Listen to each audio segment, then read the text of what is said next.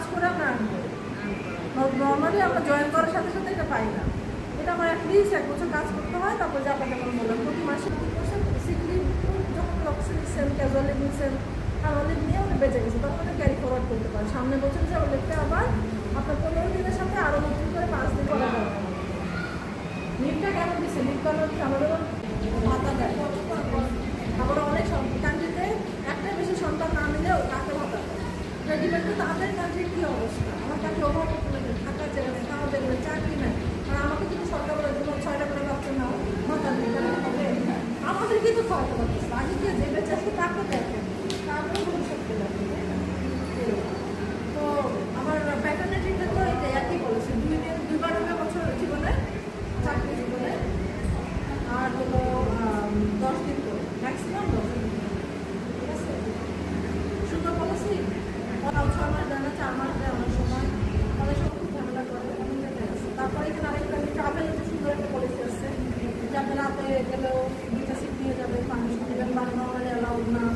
আপনার বেবিকে নিয়ে গেলে আবার সাথে তাকে একটা টাকা পয়সা দিতে হবে, ভ্যাটেরিনারির একটা খাওয়াতে হবে, রাখার একটা জায়গা করতে হবে। তো সেই টাকা পয়সা সাপোর্ট কিন্তু অ্যালাউন্স কিন্তু এটা দিয়ে এত বড় অফিস একটা ছোট দেখে আছে, কেয়ারের সাথে আমরা কন্ট্যাক্ট করে ওদের সাথে এরকম অনেক কিছু ছিল। তো বড় জায়গায় কাজ করলে তো সব বলেছে বড় থেকে এমন না।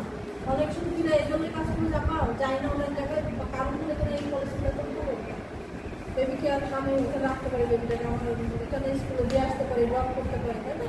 এই স্বপ্নগুলো আসতে থাকবে। যেমন ধরেন বেবিকে আপনার বেবি বড় হয়ে 6 মাসের পরে, 6 বছর পর বড়ভাবে বেবিকে আপনার দেবেন, তখন কী করবে? বেবি স্কুলে দেবেন, মা যে স্কুলে যে টাকা নিয়ে আসবে, রেখে আসবে, বাসায় নিয়ে আসবে, দুটোর সময় খাওয়ার পেলে খাইতে যাওয়ার একটা সমস্যা, সুযোগ। তো বেবিরা কিন্তু দেখে আসার সুযোগ, এগুলোর জন্য কিন্তু অনেক মারা জব হয়। আমার কম বেতন হয়, বাট আমি হ্যাপি, বিকজ আমার বাসা থেকে এখানে কাছে আমি তাকে দেখে আসি। এখানে আমার বাবাকে বলছে, আবার সেই কথাগুলোই আসে যে ছেলেরা এখনই দেখেন, এখানে একটা ছেলে এসে বসে বাচ্চা করে নিয়ে বসে থাকলে আমরা আন্দাজ দাঁড়িয়ে এখন কি করছে আমার সবাই বলতো একটু সব বাচ্চা সবার বলে করছে।